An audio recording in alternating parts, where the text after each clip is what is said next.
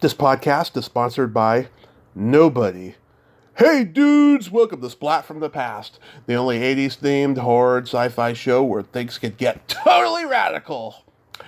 Now today I will be welcoming the gorgeous, the talented, the vivacious Melanie Good. You all know her as Howard Stern's B-movie bathtub date in Private Parts.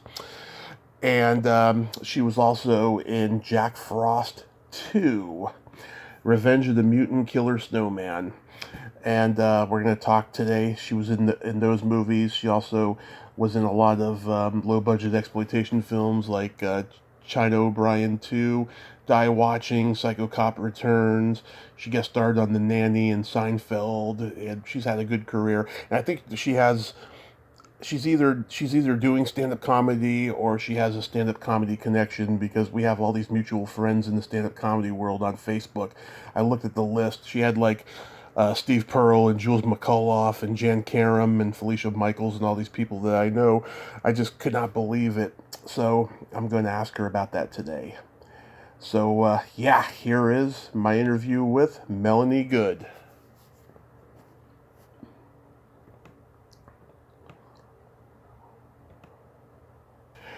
Hey, Melody, welcome to the show. How are you today? Hi, I'm good. Thanks so much. Thanks for having me. Absolutely, this is such a great honor. So, going back in time, I was reading that you played some pretty mean basketball back in the day. Were you on the trajectory of being a professional female basketball player?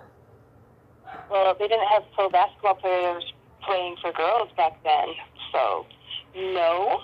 But mean, I was really good. I was recruited by more than 20 schools, like Division One. Like it was a big deal. Right. And on the basketball court, I'm a complete asshole. It's like a totally different alter ego. But yeah, my dad was a ball player, and basketball definitely gave me the confidence for the rest of my life. So it's genetic, so your dad passed it on to you. He made me sleep with a basketball from the time I was 2 years old. Really? Yeah, he wanted to make sure I didn't lose the feel of the ball. So, like, you know, when I was in 7th, 8th grade, there'd be a basketball in my bed.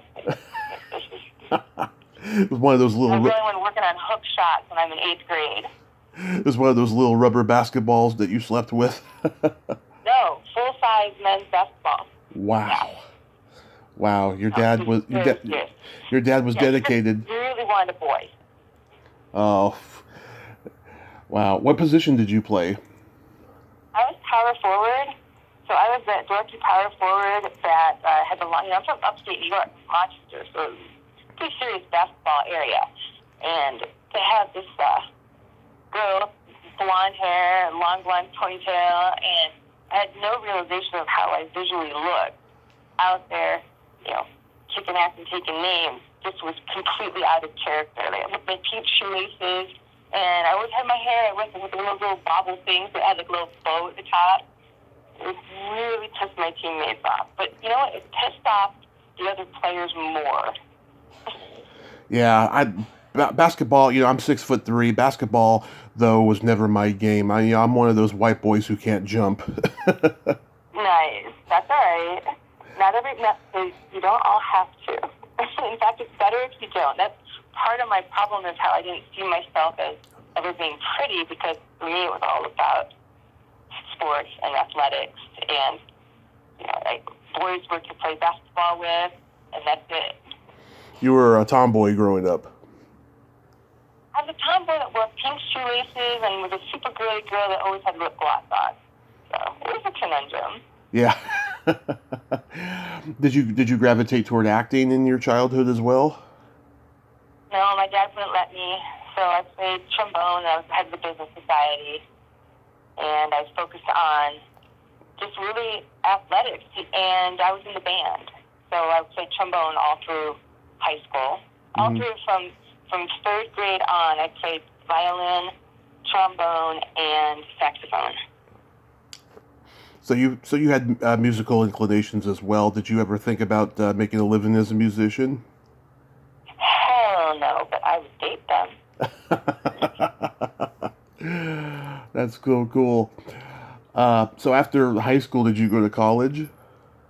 Yeah, I went to the University of Utah, and I got a dual degree there. Just Utah was just tough for me because being from Rochester, I just didn't want to live in the snow, Mm-hmm. and I just felt like I didn't want to take a basketball scholarship. Like when I got McDonald's All-Star and then got MVP, it became like a big story as to why is she not playing ball? What school is she going to pick? And I had joked all the way along that I hadn't heard from Clemson, and I didn't hear from my one school, so I'm not going to play. And then after I won the MVP, the very next day, somebody, I guess, called them, and I got a full-ride scholarship to Clemson. Mm-hmm. Sent me into a downward spiral of, oh my gosh, what am I going to do? Because I don't want to play college ball. I just really had this feeling that I could be a model, and maybe if I got lucky, I could maybe be an actress, but I wasn't sure. And so I turned down everything, paid for my own school, and somehow wound up in Salt Lake, and within a month, I was on the cover of the University of Utah calendar. Mm-hmm. So I entered college on the cover of the calendar, and it also made the cover of Body Glove, the same picture. Yeah. Which had never happened before. And I was also the first freshman and not in a sorority to ever be on the cover of the calendar. Nice. I know. So I guess it was like meant to be. Like it was the universe's way of saying, okay, you really weren't supposed to play basketball in college because you're not going to break your nose again. So did you go into modeling first? It just happened. It just came my way out of nowhere. I was working at Mackay, the restaurant I worked at, and I was approached to do a test shoot. And my test shoot was the one that made the covers. I didn't have any makeup on. I didn't know I was supposed to wear makeup. Right. The guy was just like, and when the shot that made the cover, I was just stretching, and he said, hold it, the light's perfect. And it was just a fluke. It was a total fluke, but that did lead to acting parts in Salt Lake and modeling parts. And there's not like a ton of work back then that would come through, Mm-hmm. but when it did, I was one of 3 models that would get the job. So you did your early acting roles in Salt Lake, and then later you moved to LA?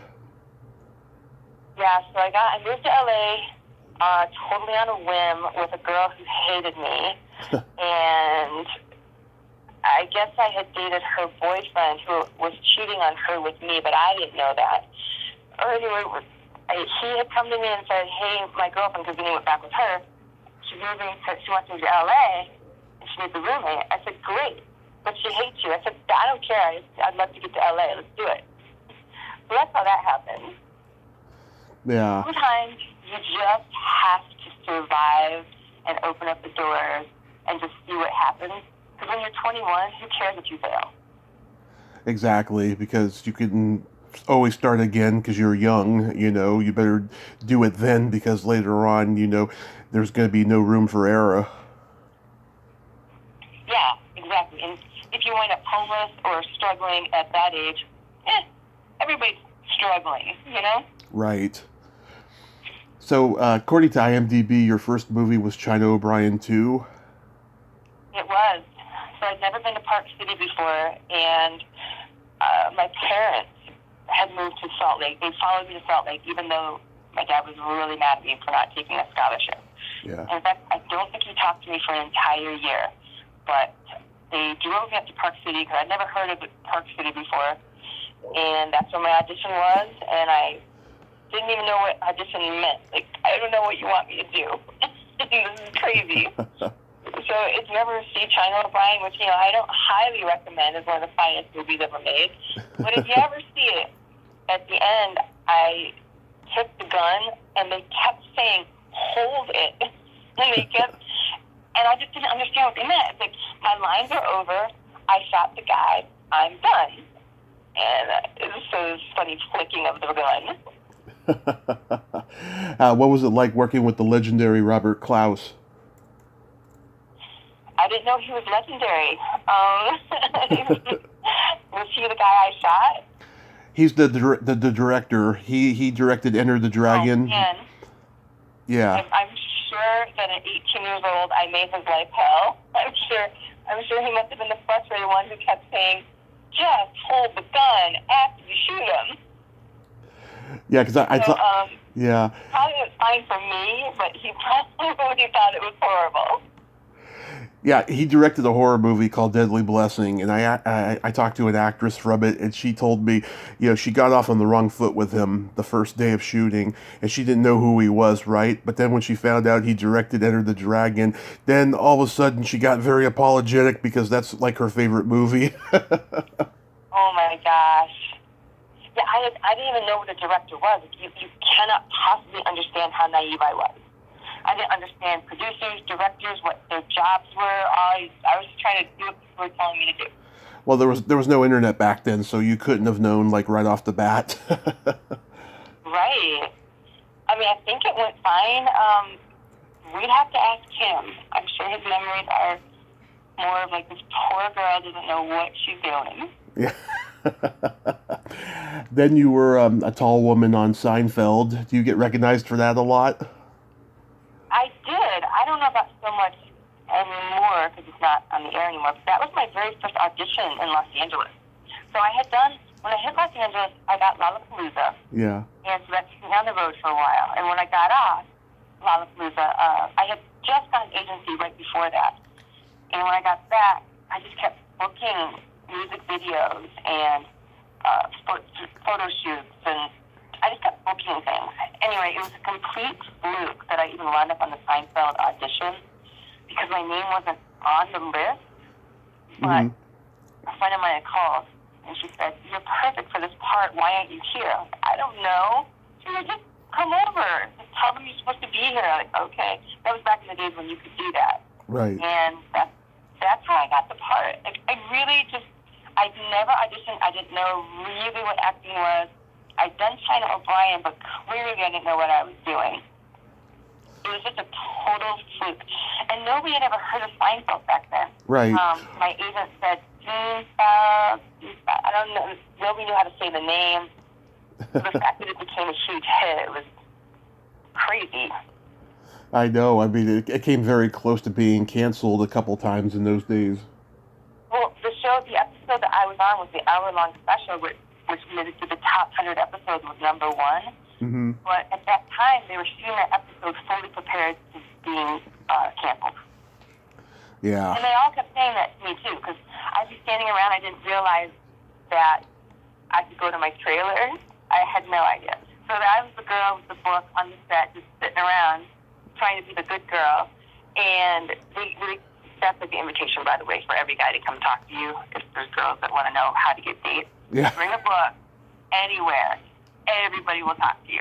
Yeah. And they kept saying, "Oh, we're about to get canceled," and these people turned out later to be stars of the show.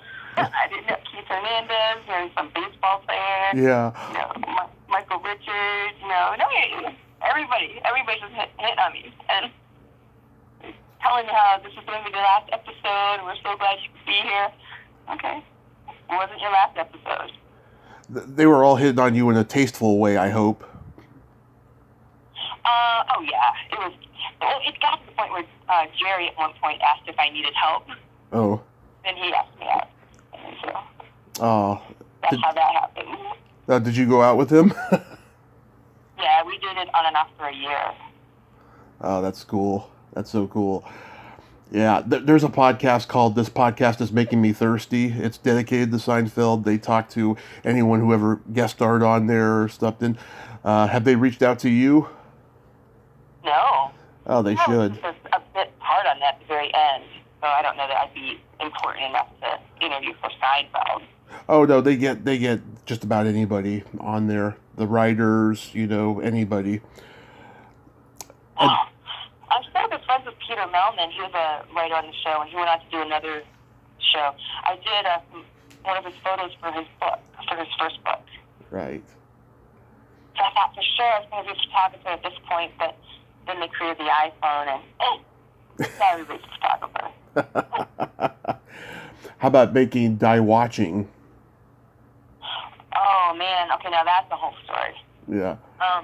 So die watching was the biggest part that I had auditioned for at that time. But I was still like a bit player type girl. So, like I still am, you know. you're always a bit player in your life until you're Cameron Diaz. So I've been working on Baywatch for 3 days prior to that. Yeah. And I had the worst sunburn because I had not been in the sunshine just the day before. I was so good for 2 of the days, and the third day I was sunburned. So I showed up on the set die watching this horrible sunburn, and everything hurt. So I do this whole big band sunburn thing, and like, you know, you get those armpit burns. It was terrible. So, you know, your arm being down, it was the worst. So that shit was incredibly hard because of how sunburned I was. Oh, that's Beyond awful. that, I mean, Charles Winkler, you know, I'm not crazy about how they wound up, how the final cut was, and Charles Winkler, who directed it, did apologize to me, and his father, Erwin Winkler, apologized on behalf of his son to me, which tells you a little bit of how, that didn't show up the way it was supposed to show up, but I'm glad that people liked it. Yeah, the writer Ken Hall, he's a friend of mine. I'm friends with him and his wife. Yeah. According to... Die Watching or Psycho Cop? Die Watching. Die Watching, okay. So what does he say about the scene? We didn't talk about Die Watching. Yeah. I will. Not much in conversation. Yeah, next time I talk to him, I'll ask him.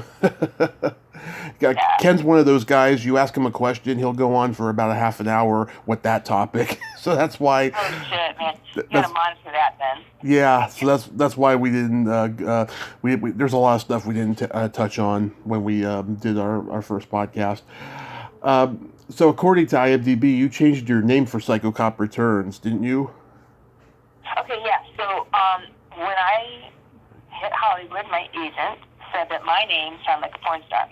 Yeah. So I was racking my brain. In fact, I was on the way to shooting.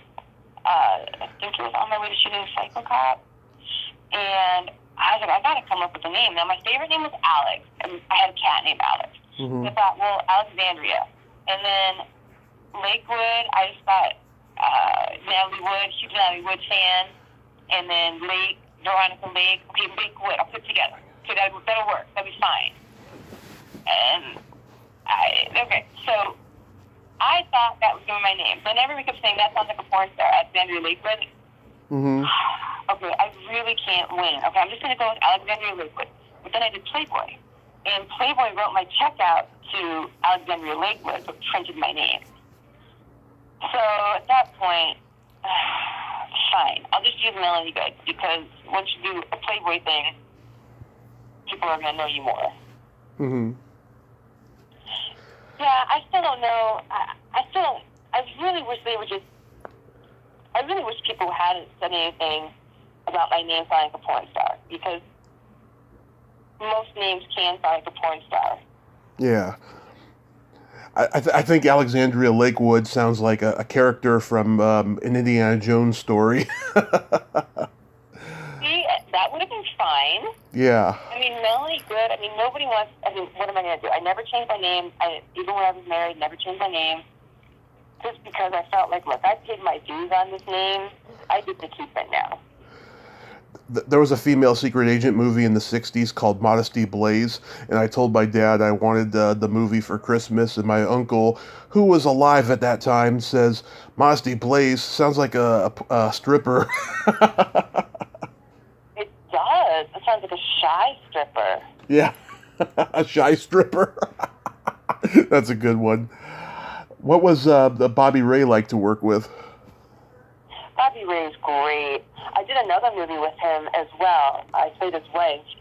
When he was on Psycho Cop, though, he was kind of scary.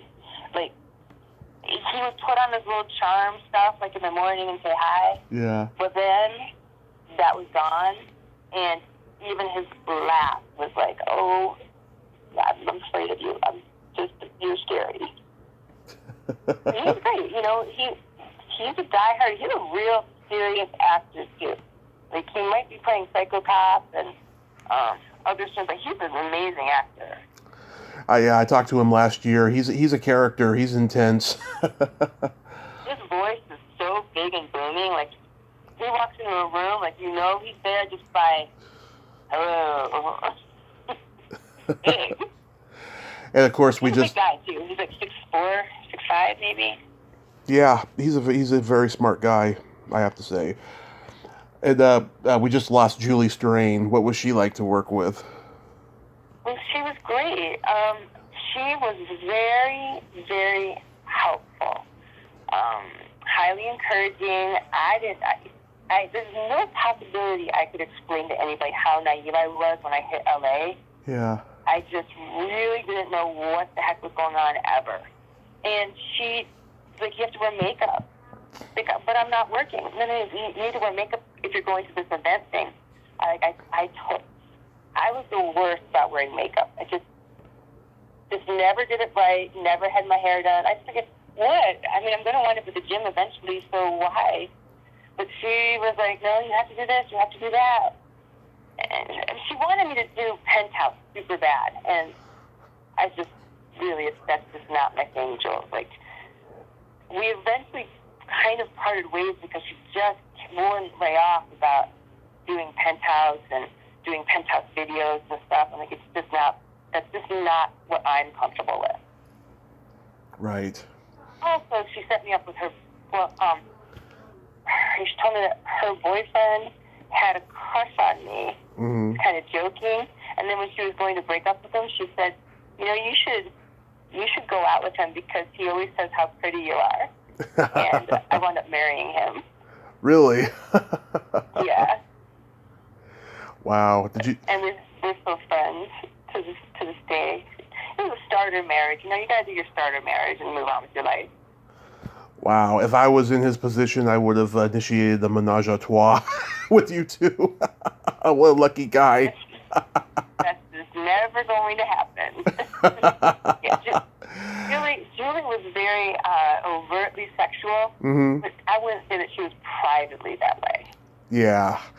I mean, she's got her persona on screen, which was, you know, kind of bizarre, you know, and just, you know, doing all these, you know, these cheesy, campy movies, Jim Wynorski, Fred Olen Ray, and all those guys. But yeah, in her private life, you know, she was that person, but she didn't want to, you know, bring that energy out there on set, I guess, so she wouldn't be sexually harassed. No, she was very calculated in how she did everything. She knew what she was doing. Yeah, I regret not reaching out to her for an interview. I should have, and I had thought about it at one point a couple years ago, but someone had told me that she was sick, and so I just didn't want to bother her, you know. But yeah, she wouldn't have been able to. Yeah, it's been many, many years. That's awesome. That's awful. Yeah. How about guest starring on The Nanny? You played a stripper. I didn't play a stripper on The Nanny.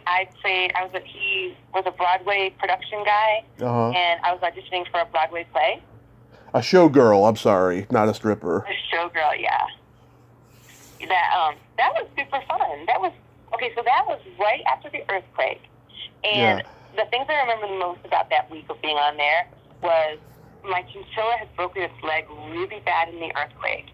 And when the cast would come off its leg, but I had to soak its leg in a special solution of salt and hydrogen peroxide every other hour. So I'd be up around the clock. And so I brought my chinchilla to the set, and they stopped me at the gate, and they said, you can't have animals. And I said, I pulled up my tiny little baby chinchilla that was like 3 months old. I said, he has a broken leg, and if I don't soak his leg, he's going to lose his leg. And they're like, just go. Just go. And then on the set, you know, I was so worried that, you know, I'd get in trouble for having my chinchilla that had to have his leg soaked. It's not like he could run anywhere.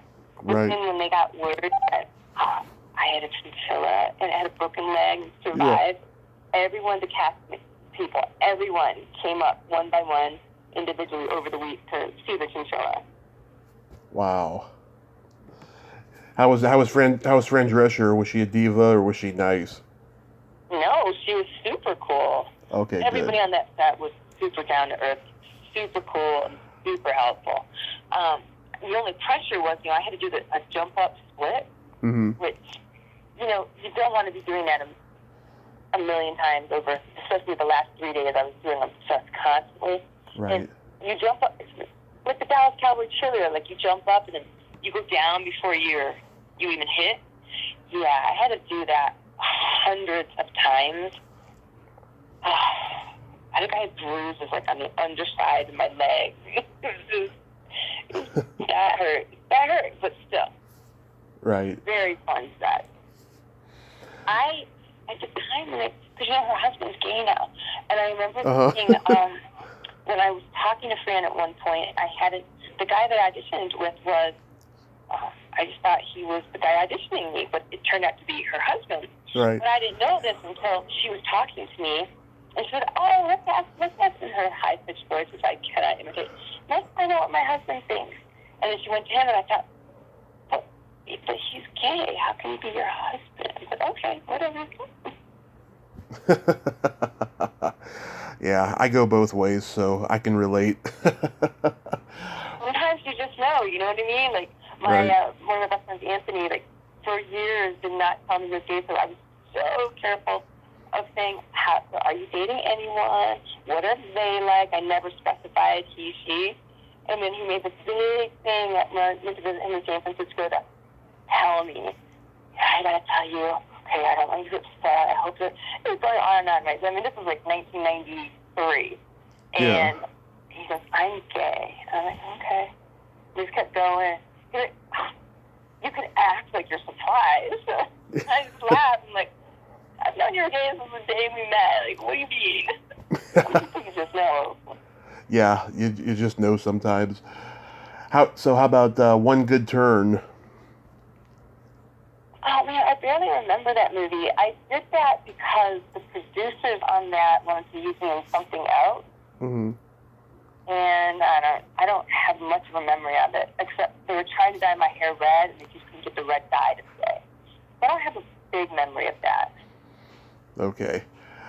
So the first time I ever saw you, of course, was in Private Parts. Right. My dad took me to the drive-in when I was 13 to see it because we were huge Howard Stern fans. We'd listen to him every morning when he was driving me to school. So how did you get cast in it? So that John Landis had become a friend because when I auditioned for Dream On, Mm-hmm. I had mentioned that I was really naive hitting Hollywood, right? Mm-hmm. So I had gone into this office, so I'd made it through the couple of rounds, and I'd gotten to, like, what I didn't realize was, like, your last thing, and then they pick you. And they had he had this big picture of American Werewolf in London on his wall. An American Werewolf in London. Getting distracted because Right. he was talking to me, but I kept seeing the poster, and I finally went, I'm so sorry, because I already done my reading, and then he was, like, saying something to me, and I said, I'm so sorry. I love that movie. It's one of my favorite movies, American Werewolf in London. And he just looked at me like I was an alien. And I was like, what? Because I directed it, and I flipped out. I went totally fangirl, like, what? No way. And then so it was just like a million questions about American Werewolf. And he was so tickled in the fact that I had no idea who John Landis was. And no idea that, he'd had all these troubles prior. I had no idea that he directed anything. I thought he was a casting director. Mm-hmm. No idea. So anyway, I did Dream On, and then he brought me in to audition for something else. I booked that, and then he just started booking me on things. And so we just became like friends. And so here's what I found out. When I took thousands of girls audition for Private Parts, right? I only had one audition. I did it on tape, so I figured I had no shot of getting this at all. None. Julie Strain had called me, and she's like, have you auditioned for it yet? Everybody's auditioning for it. I was like, yeah, I did. No big deal. No callbacks or anything. Well, then I get the part. So I'm on set, and I guess I was the only person not approved by Howard. So Howard was super nervous when he came up to meet me. Mm-hmm. And it was, like, adorable. I'm like, you're Howard Stern. Like, why would you be nervous about me? But Betty, the director, had pulled me aside earlier, and she said, You have to be in control, so when you meet Howard, make sure you don't get intimidated. Like, okay. Like, what the hell? I don't know what's going on. So, and she later told me that one of the reasons that, she told me that John Landis had recommended me because I apparently had made it like the final 5. And so she called John Landis to say, what does she like to work with? He told her, she's great. She shows up, knows her lines, hits her marks, and goes home. Yeah. Yeah, what class in this business, huh? I know, but apparently a lot of people hang around and want to schmooze and stuff. Like, yeah. No, I'm showing up to work and then I'm going home. Yeah. Were you a Howard Stern fan? No, I'd never listened to Howard Stern, but my husband at that time, Mark, he was a big Howard Stern fan, which just made me nervous. So he made me listen to it a couple of times, which then made me paranoid. So I had to stop listening to that. So I guess I listened to maybe 2 hours of him before I ever met him. And I'm glad I didn't know any more. I would have been completely intimidated and worrying about how my weight was, or I don't know. I would have been completely paranoid because he turned out to be just the nicest guy. Yeah. So sweet and so down to earth. Like nothing like the person who's on the radio. Yeah, I have a theory. People who are dirty in their public personas are sweet as can be off stage, and people who are wholesome in their personas are pieces of shit. Oh, you know what? I think you might have a lot to that. Yep. Yeah. I think that you could be right. There's a nice in-between, but when they take it too far, yeah. Exactly. I know what you mean. Exactly. You ended up doing his show a couple of times, right?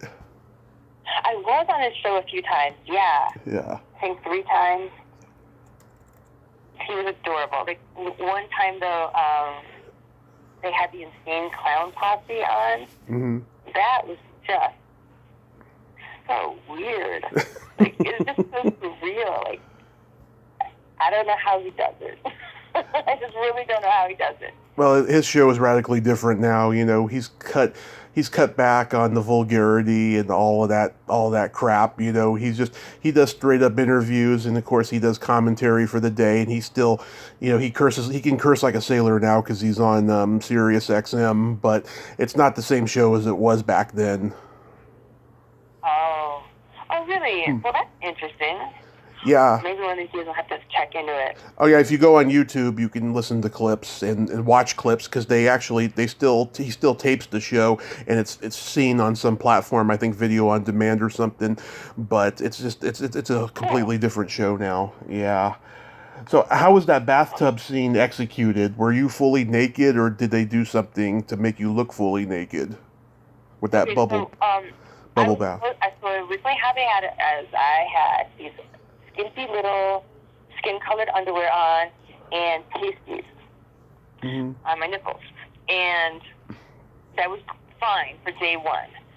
But when the second day came and I had to put my little underwear on, they hurt. And I couldn't figure out if it was...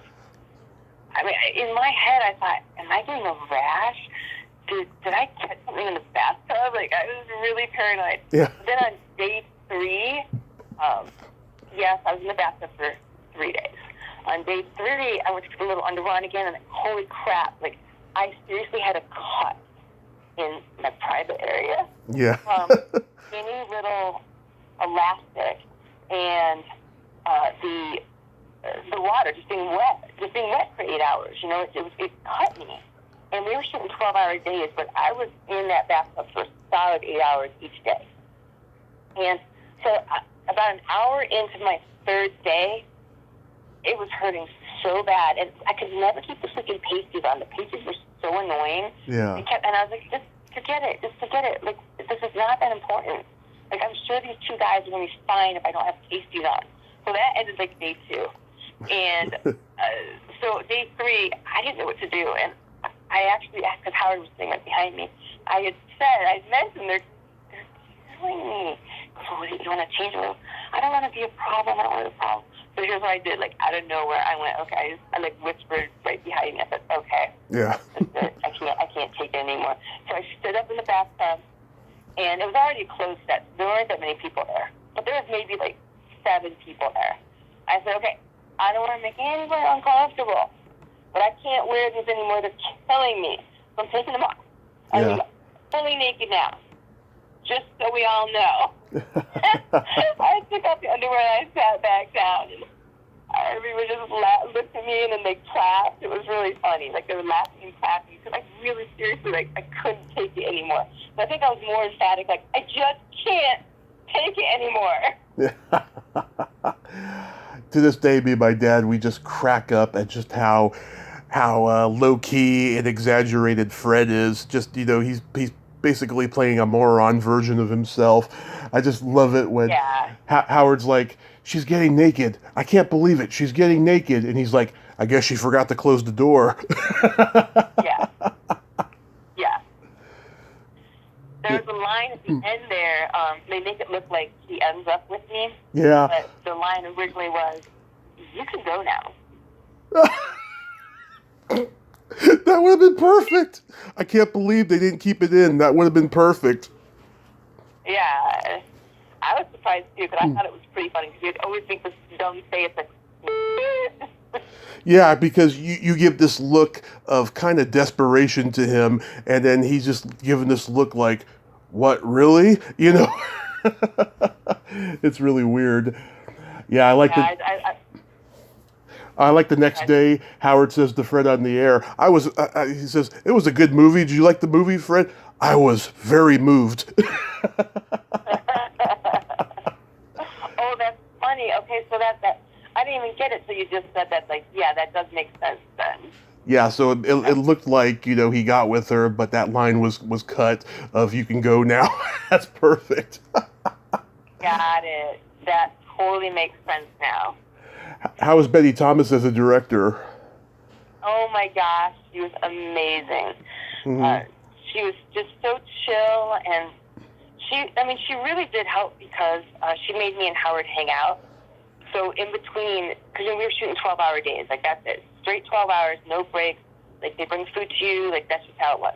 Mm-hmm. And she made me and Howard get to know each other, so we wouldn't be so uncomfortable stuck in the bathtub together for 3 days. Right. So that was helpful. And she's just you know what? Okay, she did something to me that I've never told anyone before. Okay. All right. It was right before the bathtub scene. Okay. And I was so nervous. It was for the first time, and I was so nervous. And I was in the bathroom, and it had like 3 stalls, right? Right. And I was just in one of the stalls, just like biding my time. I just like, it seemed like a minute here, so I wanted to just like breathe and be by myself. But somebody had come in, and so I was just gonna wait for them to leave. And while I'm sitting on the toilet, not going to the bathroom, just sitting on the toilet, collecting myself, this hand reaches underneath and grabs my ankle. Oh. And Betty Thomas. He goes, are you doing okay over there? I'm like, I'm fine. So are you nervous? I go, no. Are you nervous? I go, okay, yes, I'm nervous, but I'm going to be fine. So, like, that was just one of the weirdest and cutest things that ever happened. That doesn't normally happen. Yeah, she must be like... After that, like, there was no, like, nervous for me anymore, because, like, the most awkward thing already just happened. Yeah, that she must be on your, like, highlights of favorite directors that you've worked with. Oh, she was fantastic. Yeah, definitely. She knows how to get... Well, look at what she got with Howard. She knows how to get the right things out of people. She really directed an amazing movie.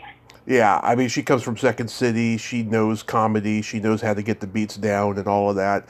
And it was a great movie. I think that I'm kind of glad he didn't make any more movies after that, because I think he made the perfect movie for him. You know what I mean? Yeah, I do. Yeah, I think it's perfect. Perfect beginning of just the whole thing. All those characters too. They're just so well cast and well built up. Right. Like, Pigface, come on, hilarious. Absolutely. Everyone in that movie is just great. So it's Christmas time, and you did Jack Frost 2, Revenge of the Mutant Killer Snowman. What was that like? Yeah. Um, I got sick on that day. So I auditioned for that morning because Jenna Jameson didn't show up. Oh. And I know. How ironic is that, right? Yeah. She was in private part as well. She's so sweet when I met her at the premiere.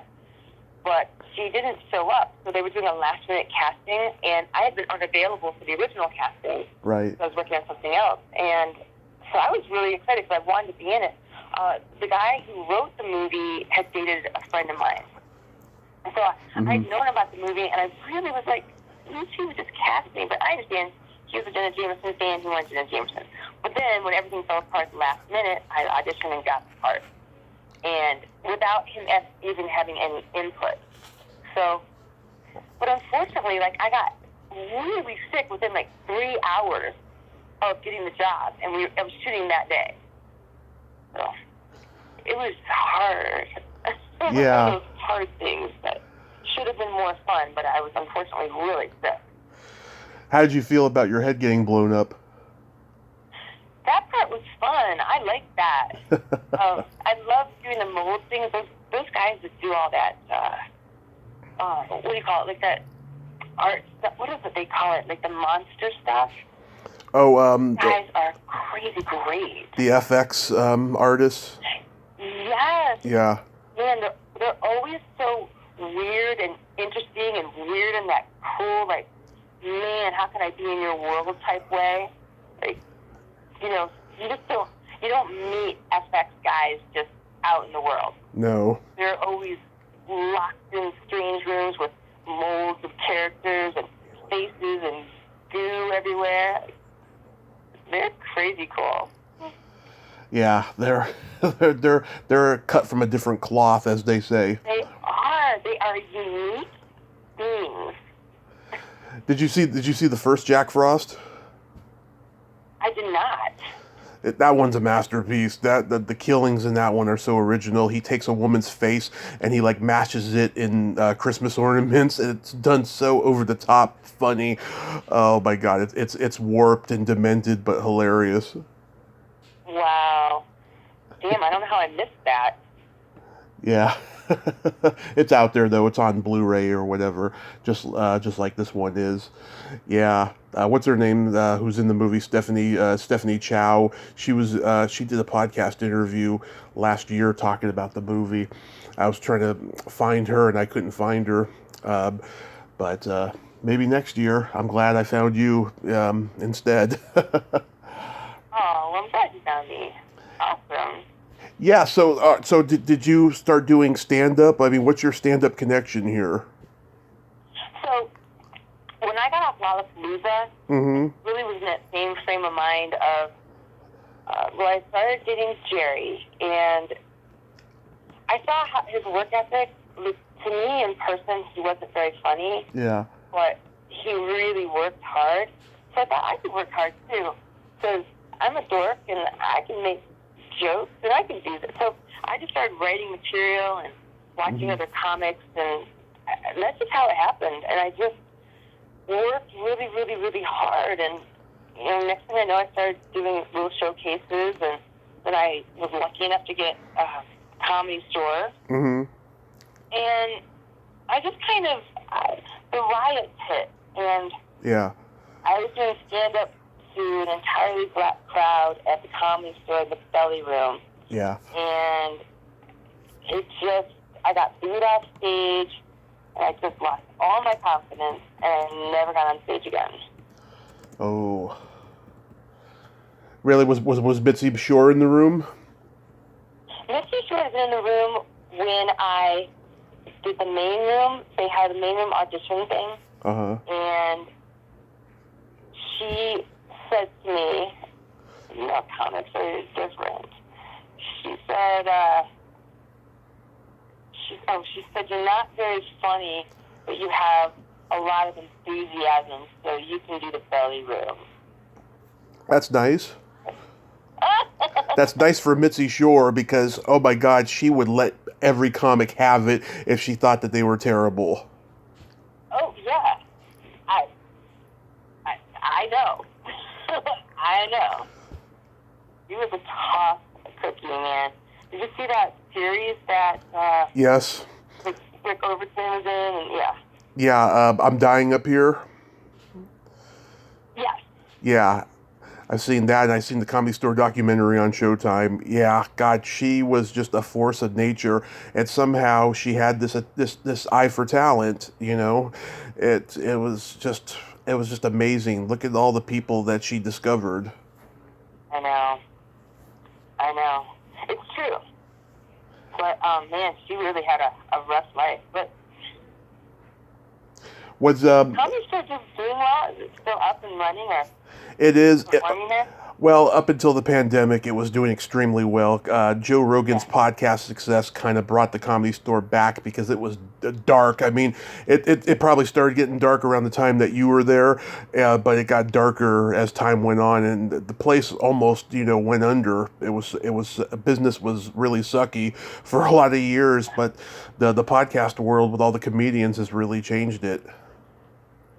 Is Polly running it now? From what I heard, Peter was running it. Okay, yeah. They got rid of the school element of the Comedy Store, and it's now a professional comedy club pretty much. But the vibe is still there. The darkness and the ghosts and everything is still there. The Comedy Store is a very strange one for me because way back before I moved to LA, I was in Salt Lake, and I drive out to LA. I loved going there, and I had met a comic there when he was on stage. He was young, and he hit on me from stage, and we wound up dating for a while on the shore. And so I came back to LA, and told people I met this awesome guy. But we were both real young. I think he was 21, and I must have been 20. Yeah. And so I had that connection with comedy way back. And then Peter Melman, so I just find him, and Peter Melman, who was one of the writers and later became, he wrote, produced a bunch of the episodes. Yeah. The classic ones.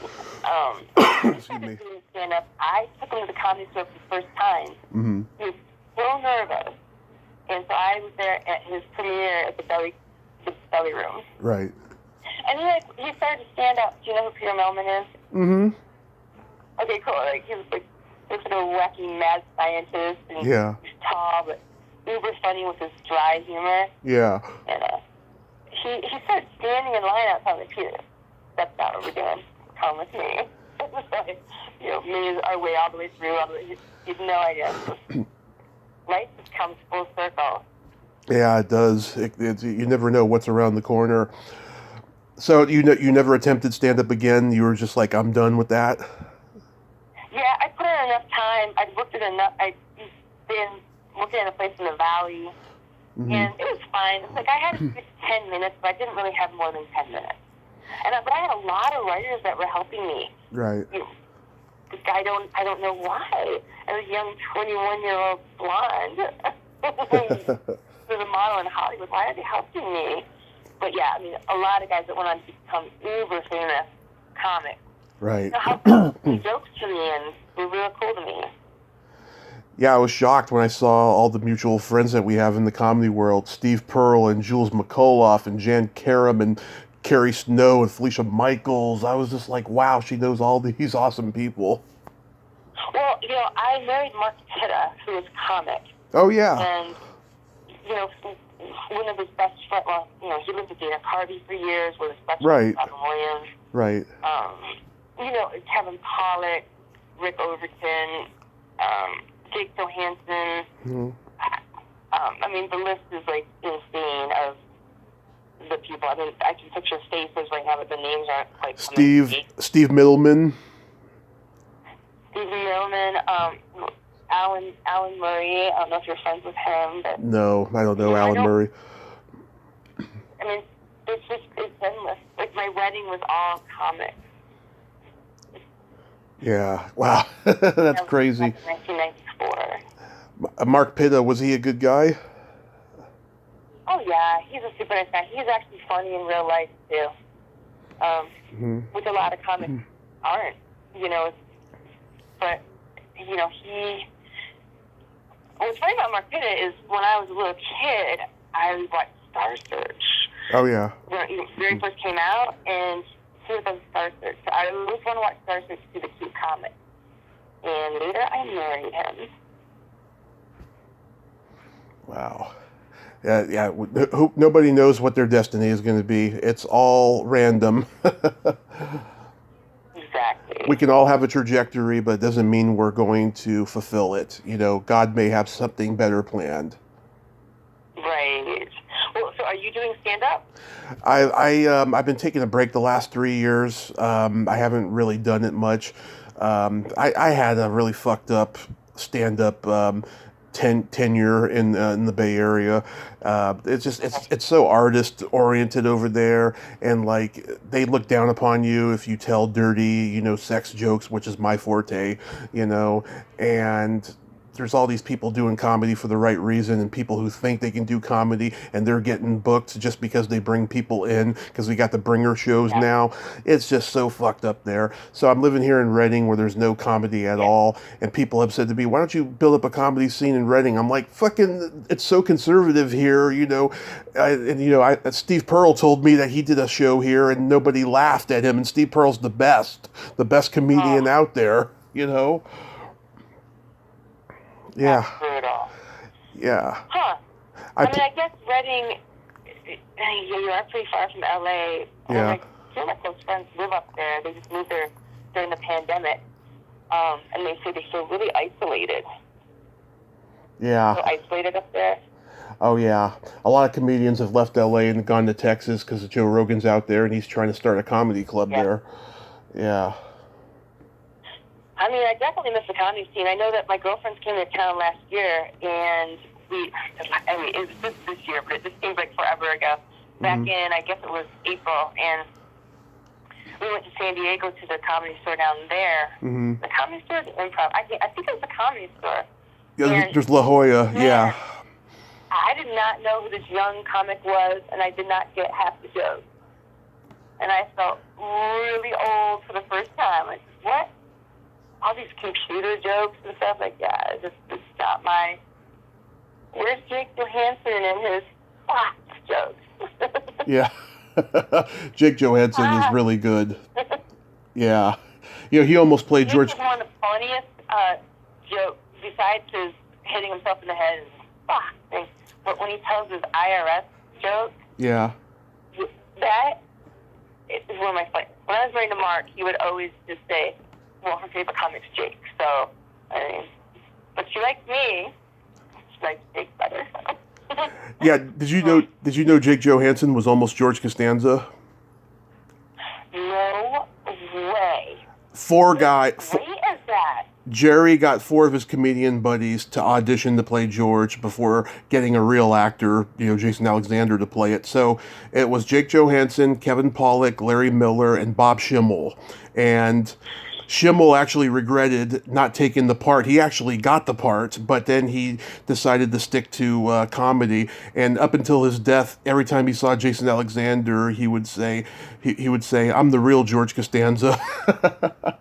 No way. Well, Larry Miller is one of Jerry's best friends. Yeah. So I bet that was hard for Jerry not to try to cast him, but I know that at some point it's not in your power. But Kevin Pollak, that would have worked. Yeah, I think any of those guys could have. It would have been tough, though, with Michael Richards being so tall and Jake being so tall. I wonder how that dynamic would have worked.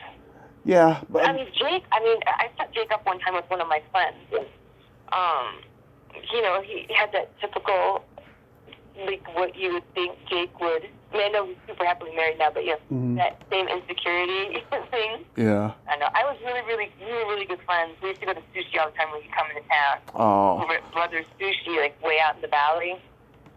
Because, when you're married to a comic, you're a comic widow a lot. They're always on the road.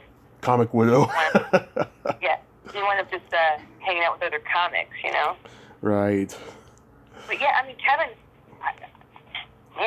would have been funny. Yeah. Jason Alexander was fine. Jason was the one, by the way, who came up to me and said, you should go out with Jerry. If he were to ask you out, would you say yes? Seems like you've got a lot of matchmakers in your life, including yourself. Oh, it just happens, you know. It's one of those things. I was never a person to go out very much, so Yeah. People just really would have to. It was rare that it's still rare that I ever really leave the house, other than lunches and stuff. I'm not a very late night party person. Yeah. So what are you doing these days? What are you doing these days? Do you have any upcoming projects? My days right now are dealing with my mom, who has dementia, and my dad, who has paralyzing anxiety. So I'm currently in Salt Lake, and trying to figure out what my move is. But I'm still in Los Angeles, but I am for the first time thinking about maybe leaving LA. Yeah, it can be expensive. It can get toxic in the industry there. I've talked to so many people who have left, and they're happier, getting acting parts in the local scene over there, wherever they're at. Yeah, I mean, you easily could do that if you wanted to, and you have a great resume and career. Yeah, I'm in Salt Lake here. Actually, I'm friends with the main cast people here. That really, there's only one place that casts everything. The problem is, I'm nearly 6 feet tall, skinny, with long blonde hair, and I'm white. Pretty much the most uncastable person in Hollywood right now. And that's a joke that was told to me by one of the casting directors out in LA. So even here in Salt Lake, I don't really think that the market is my best friend right now. Yeah. Well, there's this secret silly game that I like to play with my guests. This is a series of silly slumber party questions. It's no win or lose, just pure fun. And how the game works, Melanie, is I ask you the question, you answer it, then you ask me that exact same question, and I answer it. Okay. And feel free to comment on answers. Okay. Melanie, are you ticklish? I am ticklish. Are you ticklish? Oh, I am so ticklish. I've been known to hit people in the groin without warning if you tickle me. Wow. Okay. Yeah, just warn me first. Otherwise, you're gonna be sitting down for a while after that. Damn. That's not sexy. Yeah. Oh, if you tie me up, then it becomes sexy. Yeah. Stuff like it, because then you said it kick. Got it. Note taken. What's your favorite part of the body? It could be anything. On a man or a woman? Either way. Or both. Stomach. What's the favorite part of your body? What a fucking coincidence. I've always got people scratching their heads with this. My favorite part of the body is the belly button. Really? Yeah. All right. Some people, one person said to me, belly button's not really a body part, it's just an indent in your body. And I was like, yeah, but it's a sexy indent, Got it. I got it. What color are your toenails painted? Clear. Clear. What color are your toenails painted? They're not painted right now. I'm thinking of doing this Christmas color, though, of painting them all white, except for the fourth toes on both feet, and putting one red and one green, and do like a weird kind of Christmas color for that. Oh, that sounds cool. That sounds like a lot of work, man. You'll have to do mine. Yeah. Well, I'll tell you, I'm not the best at it, but I don't go to the salon anymore because I had fungus the last time I did, and so because they don't sterilize their fucking instruments, so I just do it myself, and I'm not that good. I'll be honest, not that good. Hey, at least you're trying. Yeah. I'm only venturing into clear. I have painted a few ladies' toenails in the past, though, but I remember I got some polish, off to the side of their toe or something like that. I mean, I did a good job overall, but then I had to get a lot of remover to, get all the places I fucked up in. Right, sure. What would you say is your best personality trait? personality trait would be that I never take anything too seriously. That's What's good. your best personality trait? I have empathy, and I have no filter. Yeah, I don't have a filter either. What the heck's that? Right? Right. I just hope that people understand. Oh, absolutely, yeah. I mean, I love making people uncomfortable with my no filter. Right? But then some people just don't get it, right? And they take it too personally. They do, in this, Lighten up. yeah, in this woke, politically correct era, don't get me started on that. Just tell me. It's the worst. And then my favorite question, is there a stinky smell that just makes you gag? Rotten cheese. Oh, that's bad. Is there a stinky smell that makes you gag? Either farts or feet. Ooh, feet are the kind of thing that just take care of your feet. So all you have to do is put Jergens Ultra Healing on your feet every time you take a shower. Yeah. And you'll have perfect feet. Why don't people do that more? You actually have to wash them in the shower. Like, people think they're just going to get clean. No, you have to get your loofah and scrub your feet every time. It doesn't have to be scrubby every time. Just at least scrub it a little bit every time. Yeah, I have no... be a foot model. So I did a whole bunch of foot modeling. Oh, you did? And I did tons, like Sears commercials running through puddles, runway stuff, shoe commercials, sock commercials. I was just doing stuff like that. And so I used to have no self-confidence about my feet when I was younger. Yeah. Being a basketball player and all that stuff, you don't really care about stuff like that. And everybody talks about how gross your feet are. But then one day, I was changing shoes and this customer goes, "Wait, come here, over here." And the next thing I booked a foot commercial. Mm-hmm. I had no idea they did parts. And that's how I became a body model, it started with my feet. Who freaking knew that all those years of just putting ultra healing lotion on my feet was going to get me to foot modeling? Interesting, yeah. I do have a foot fetish, I have to say. Oh, no, I'm super pretty feet. Yeah. Yeah. I mean, I'm not creepy about my foot fetish or anything, I'm very respectful. But, yeah, I've always liked feet. My brother had a girlfriend.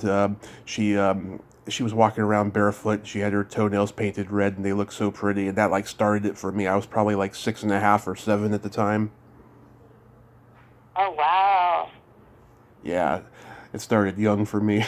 There's worse thing to have fetishes about, so we're gonna get it perfectly fine. Yeah, I mean, that and the belly button started really young for me. So weird. The belly button thing is weird. It's okay. You're not the first person who's told me that. So do you? I'm sure some girls super dig it, or some guys, whatever. Oh yeah, I've met girls and guys who dig it. I personally don't like my belly button touched. It's one of those things like, get away from my belly button. Yeah. Some people are like that. So do you know any good jokes? Oh man, I am totally unprepared right now, and I did know these jokes, but I want to run errands for my dad last minute. Because I got jokes. Tell me jokes. Tell me. Give it to me. Okay. Why did Frosty the Snowman have a smile on his face? Why? He saw the snowblower. Oh, that's funny. How about another one? You got another one? Oh, I got a couple more, yeah. What do you call a boy that doesn't masturbate? Oh, what? A liar. There you go. Right? How can you tell if a turtle is nearsighted? How? He tries to fuck an army helmet. Oh, poor thing. That's hard. By the way, I love animals, but I just thought that was funny. It is funny. And I like it. what do you call a lady that doesn't squirt? Sad. You're like the second or third person who has said that. No, an underachiever. Yeah, you got to get a handle on that. Yeah. So you don't have any jokes? Gotta get better lovers. Man, you know what? My mind was completely blank, and I had jokes. Okay. Oh, but you know what? You're gonna have to forgive me on this one. It's okay. My brain went completely blank. That's perfectly all right. I just heard a really good one the other day too, and I just freaking, and it's just out of my head. Okay, that's perfectly. Put together. Man, see, this is where I should have brushed up. That's okay. It's okay. At least I told you those ones. Yeah. Well, Melanie, I want to thank you so much for coming on today, and yeah, I feel so bad what you're going through with your parents. I hope they feel better, next year. Oh, well, I do too. I hope everything works out. My mom comes home on Monday, and I'm just going to see what happens. Do we need in-home care? I'm totally living minute by minute, day by day right now. That's all you can do is just, pick yourself up and keep going day by day, one day at a time. I'm just on autopilot right now, so my funny normal self is not 100% here right now. Yeah, but I'm working on it. You remembered a lot of stuff about your career, and you did just fine today, so don't be hard on yourself. Oh, thank you so much. I'm so sorry I didn't pick up right away. I my computer issues on top of everything else. I need the world to just back up a couple of steps and let me get through. It happens every day. People are always late. Something happens. Happened in my first interview earlier today. Someone was late, and we did a good one just like this one.